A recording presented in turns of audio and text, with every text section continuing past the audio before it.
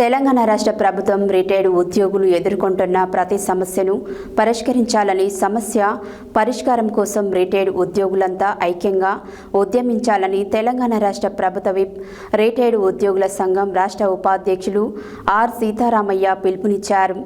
ఆదివారం సూర్యాపేటలోని స్థానిక బ్రాహ్మణులపల్లి ఫంక్షన్ హాల్లో ఏర్పాటు చేసిన ఆ సంఘం సూర్యాపేట యూనిట్ సర్వసభ్య సమావేశంలో ఆయన పాల్గొని మాట్లాడారు.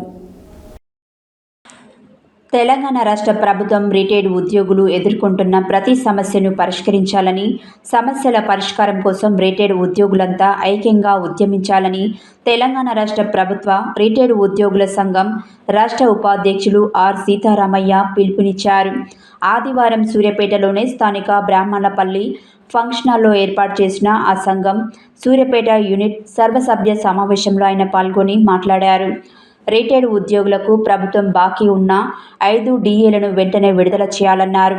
రిటైర్డ్ ఉద్యోగులందరికీ హెల్త్ కార్డులు అందజేయడంతో పాటు PRCని వెంటనే ప్రకటించాలని డిమాండ్ చేశారు.